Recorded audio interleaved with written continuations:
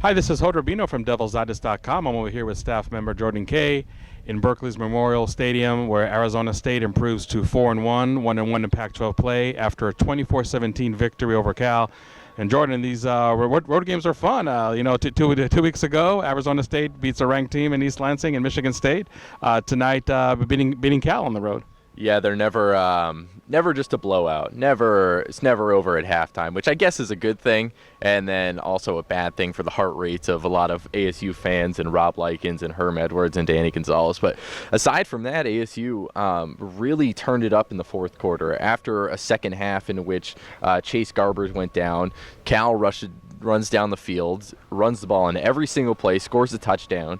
Danny Gonzalez and Antonio Pierce go on the sidelines. They rip their defense. The defense comes back out, and all of a sudden it looks like a new unit. Jaden Daniels is orchestrating an offense that is based a lot around him scrambling and running and no real set pieces, and somehow they get it done. And I think it was a lot in the fourth quarter of this ASU team who's kind of been in this spot before, and as quarterback in Jaden Daniels, who plays like a fifth-year senior, who seems to just have everything under control, and in those moments of chaos is running not for his life, but towards open space and towards the first down marker. And it never seems like the moment's too big, and we kind of saw that here in the fourth quarter. This was only the third time where Arizona State beat at least two ranked teams on the road, so a little more history from this really, really young team. And you mentioned Jaden Daniels, Jordan, and it really wasn't like a stellar game, I don't think, passing-wise. 14 out of 24 for 174 yards, no touchdowns, no interceptions. Did have a lost fumble where the Arizona State defense was able to hold it just to a field goal by the Golden Bears. But Eno Benjamin, 29 carries, 100 yards, 3 touchdowns. And even though this is a game where sometimes we're wondering why they're letting Eno Benjamin run the ball, he still was able to get the job done against a formidable Cal defense, but also one that I know you did a film study on, and you said that in terms of the rankings, they're really middle of the road in the 60s. So whatever vulnerabilities Cal has, and maybe they're not that much in run defense, Eno Benjamin and the Arizona State offense was able to exploit them time and time again.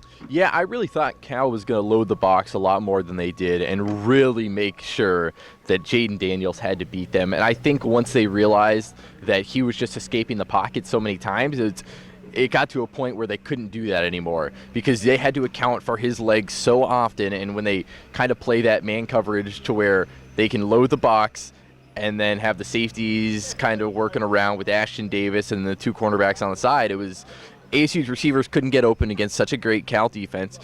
Jaden Daniels had time in the pocket, and he was just running. And there was so much space in front of him that he was picking up 15, 20 yards every run. I think he had, 12 runs for 84 yards, something like that, where he was picking up 7 yards a run. And at that point, yeah, it's like, what is this Cal defense? And you start looking at its front, and aside from Evan Weaver, there were some places that ASU could kind of break into. And I think that's what you saw as the game got further along, where Eno Benjamin was getting more of his opportunities, and then Jaden could work a little more in the middle of the field. And I know there's a Curtis Hodges play in the middle that he dropped that he would probably like back. But it was a lot of that stuff, and ASU didn't go deep too many times, a lot because of the Cal secondary and a lot because things in the short to intermediate range were just better. And I think that worked out in their favor at the end. Just a couple more notes as we wrap up to talk about the ASU offense. They had 345 yards, which, again, I think against a defense like Cal, that is definitely not a small feat by any means. Jenny Daniels, whether it's wins or losses, does his patience in the pocket, willing to stand there and take the punishment, waiting for the second, third, but sometimes fourth option to develop. That is something that is really a sight to behold when you talk about it. When you talk about a true freshman, and as far as rushing yards, he came pretty close to having a 100 game. He had actually 12 rushes for 84 yards, and he was sacked a couple of times. So that just shows you what kind of effort he had with the running game. And I think in a lot of instances, they did use, I would say, the Eno decoy. scheme that they used against Michigan State, where they didn't run Eno, and Jaden Daniels was a beneficiary of running those plays. But let's not talk about the defense for Arizona State, limiting Cal to only 265 yards. Like you said, Devin Modester, the quarterback, coming in the second half for Chase Gabbers, that was a huge issue for Cal, no doubt. But give credit for the Arizona State defense on the road against a ranked team again. They really get the job done. Yeah, I think right when you saw Garbers go down, all of a sudden you could kind of tell that Cal's offense was going to take a different life, and that life was going to be giving it the ball to Brown Jr. and just kind of running it. And when that didn't work, then they would maybe try to pass it, but it just kept working on that first drive. ASU's defense goes on the sideline. They get this pep talk that Danny Gonzalez was talking about that was more of a kind of a reaming. But they really didn't say that they changed a whole lot with the scheme. They still kind of played more man, loaded the box a little bit, but it was just a lot of the effort and the pressure that they were able to get up the middle. And I think that at that point, and when ASU goes on that 15-play drive, 75 yards, it took 6 minutes off the clock, all of a sudden ASU's up in the game, which forces Cal to pass the ball because there's not a ton of time left. And at that point, you could tell that ASU was in the spot they wanted to be. They could play the defense they wanted to. They didn't have to worry about Cal just being able to run the ball on them. They had to let Cal's backup quarterback beat them. And if anytime you can put a team in that position, I think the defense is going to feel pretty good. Yeah, I mean, I was putting up on Twitter that 2016 U of A game where the Wildcats did not pass one time in the second half. That sure looked like that first Cal drive in the third quarter, but obviously a much different outcome tonight. Just a little note on the special teams. Your heart really goes out to Christian Zendejas, who missed 2 field goals from 37 and from 50, but he made a field goal late in the fourth quarter, which really iced the win for Arizona State. So we talk about the resiliency of a lot of different groups. I think special teams and Christian Zendejas definitely deserve that. Ashari Croswell, I think, was outstanding in pass breakups, had an interception in the fourth quarter. That was definitely huge in the game.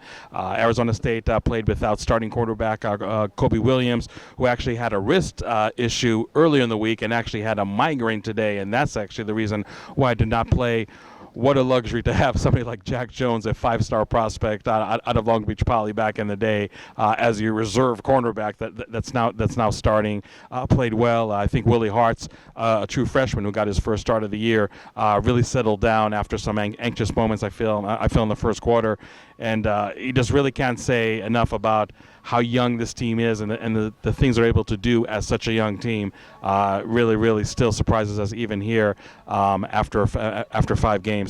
So Jordan, real quick, I know we're going to talk more about the bye week as far as like a complete analysis of this team, but just give me like your quick gut feel about this team. 4-1, not going into a bye week, a huge game against Washington State at home after that bye week. But what's your feeling on the team? I mean, surprised, disappointed? I mean, what when you look at this team as a whole, I mean, how do you think ASU fans should feel about the squad? It's so odd right now because you could look at this team and say they should probably have, I don't know, 3 losses. Maybe the Sacramento State one was lucky. And then you look at it, you're like, well, they probably should have beat Colorado and should probably be 5-0. And that's kind of the dilemma that you look at it. And if you're an ASU fan, I'd be smiling right now at 4-1. Just think back 5 weeks ago. If anyone expected this team to go 4-1, I certainly did not.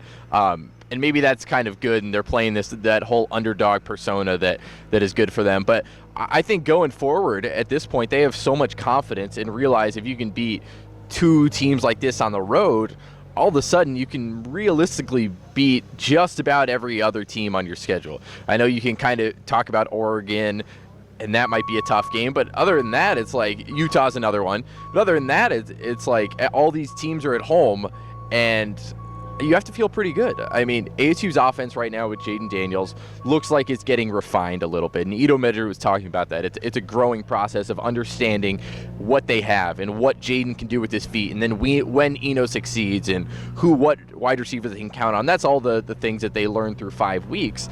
And then as far as the defense, when they keep putting performances like this, all of a sudden, all you have to do is just look back on the offense and say, okay, score more than 25 points and you're probably going to win every game.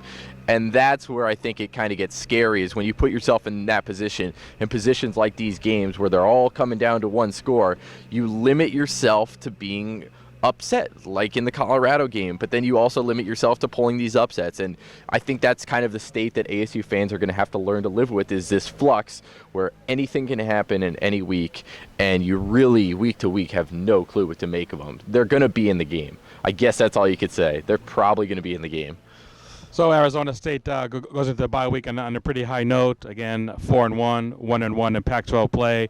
The team might be in a bye week, but our coverage definitely is not going to take any days off. We're going to have a lot of analysis during this bye week, and obviously next week our coverage leading up to a huge game against Washington State probably is going to be ranked at the time too. Let's see if Arizona State can really keep that momentum after the bye week, which is pretty big going into the bye week.